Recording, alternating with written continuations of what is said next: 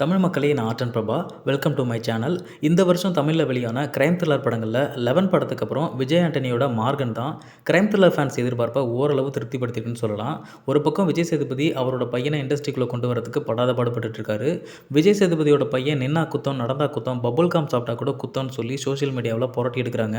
அதுக்கேற்ற மாதிரியே அந்த பையனும் விதவிதமான கண்டென்ட் கொடுக்குறது இன்னொரு கதை. ஆனால் இவ்வளோ அமளித்தமளிக்கு நடுவுலையும் விஜய் ஆண்டனி அவரோட தங்கச்சி பையனை சத்தமே இல்லாமல் மார்கன் படம் மூலமாக அறிமுகப்படுத்தியிருக்காரு. படம் ஆரம்பிச்சதுமே நைட் டைமில் ஆர்ப்பாட்டம் இல்லாமல் அதே நேரத்தில் உடல் கருகி கொடூரமான முறையில் ஒரு கொலை நடக்குது. கட் பண்ணால் அடுத்த சீன் இதே மாதிரியான ஒரு கொலை கேஸில் சம்மந்தப்பட்ட வட மாநிலத்தில் இருக்க தமிழ் போலீஸ் அதிகாரியாக விஜய் ஆண்டனி வர்றாரு. அதுக்கப்புறம் என்ன, வழக்கமான இன்வெஸ்டிகேஷனில் வர்ற மாதிரி துப்பு துளக்கி ஒரு பையனை கண்டுபிடிக்கிறாரு விஜய் ஆண்டனி.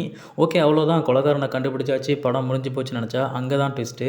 அவர் அடித்து பிடிச்சி கண்டுபிடிச்ச அந்த பையன் அந்த கொலையை பண்ணலை. ஆனால் அவன் தான் உண்மையான கொலையாளியை கண்டுபிடிக்க போகிறான்னு சொல்கிறாங்க. இப்போ அந்த பையன் யார் என்னன்னு சொல்கிறதுக்காக ஒரு ஃப்ளாஷ்பேக் ஓப்பன் ஆகுது. அதில் ரொம்ப நாளைக்கு அப்புறம் விஜய் ஆண்டனியோட வாய்ஸில் ஒரு நல்ல பாட்டை போட்டு குட்டியாக அழகாக ஒரு லவ் ஸ்டோரி சொல்கிறாங்க. அதில் சேலத்துக்கு பக்கத்தில் சித்தர்கள் வாழ்ந்து வந்த கோயில் குளத்தெல்லாம் காமிச்சு ஆயக்கலைகள் 64ல் 57வது கலையான ஜலத் ஸ்தம்பம், அதாவது ஆக்வாமன் மாதிரி குளம் குட்டை ஆறு ஏரி கடலெல்லாம் கண்ட்ரோல் பண்ணி வித்தை காட்டுறது. ஷார்ட்டாக சிம்பிளாக சொல்லணும்னா ஒரு வகையான சூப்பர் பவர். விஜய் ஆண்டனி ஹீரோவாக நடிச்சிருக்க படத்தில் இன்னொரு கேரக்டருக்கு ஏன் இவ்வளோ முக்கியத்துவம் கொடுத்துருக்காங்கன்னு பார்த்தா, அடிப்படையில் இந்த கதை ஒரு டபுள் ஹீரோ சப்ஜெக்ட்.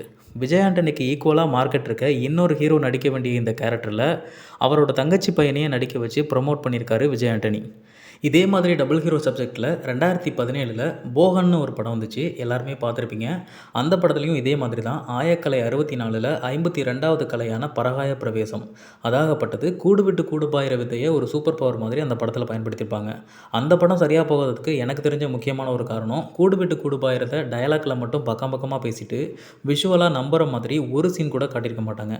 அதே பிரச்சனை தான் இந்த படத்துலையும் இருக்குது. ஃபோட்டோகிராஃபிக் மெமரின்னு ஒரு விஷயத்த சொல்கிறாங்க. அதை வச்சு தண்ணிக்குள்ளே போகும்போது டைம் ட்ராவல்லாம் பண்ணுறாரு. ஆனால் அதை நம்பகத்தன்மையோட காட்சிப்படுத்தினாங்களான்னு கேட்டால் இல்லைன்னு தான் சொல்லணும்.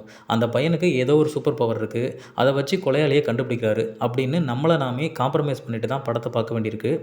இந்த மாதிரியான கிரைம் த்ரில்லர் கிளைமேக்ஸில் கண்டிப்பாக ஒரு ட்விஸ்ட் வச்சுருப்பாங்க. அந்த ட்விஸ்ட்டு நம்ம கணிக்க முடியாத, அதே நேரத்தில் ரசிக்கும்படியான ட்விஸ்ட்டாக இருக்கும் பட்சத்தில் அந்த படம் வெற்றி படமாக மாறும். இந்த விஷயத்தை பொறுத்த வரைக்கும் மார்கனுக்கு நிச்சய வெற்றி காத்திருக்கு. ஏன்னா நம்மளால் யூகிக்க முடியாத, அதே நேரத்தில் ரசிக்கும்படியான ஒரு கிளைமேக்ஸ் கொடுத்துருக்காங்க. கொலை பண்ணது யார், எதுக்காக பண்ணுறாங்க, இத்தனை வருஷமாக எப்படி மாட்டிக்காமல் இருக்காங்க, இந்த 3 கேள்வி தான் படம் பார்க்குற அத்தனை பேருக்கும் மண்டைக்குள்ளே ஓடிட்டு இருக்கும். படம் ஆரம்பித்த ஃபஸ்ட்டு 6 நிமிஷத்துலேயே இந்த கேள்விகளுக்கெல்லாம் விடை இருக்குது அப்படிங்கிறது தான் படத்தோட கிளைமேக்ஸ். படம் பார்க்காதவங்க யூடியூப்பில் மார்கன் படத்தோட ஃபஸ்ட்டு 6 நிமிஷத்தை பார்த்துட்டு தியேட்டருக்கு போங்க. கண்டிப்பாக ஒரு நல்ல இன்வெஸ்டிகேஷன் த்ரில்லர் பார்த்த அனுபவம் கிடைக்கும். இன்னொரு விஷயம், இந்த படம் கொஞ்ச நாள் கழித்து நமக்கு மறந்து போகலாம். ஆனால் இந்த படத்தில் இடம்பெற்ற அருண் பாரதியோட பாடல் வரிகள் அத்தனை சுலபமாக நமக்கு மறக்காது. இந்த வீடியோ பார்த்த தமிழ் ரசிகர்களுக்கு ரொம்ப ரொம்ப நன்றி.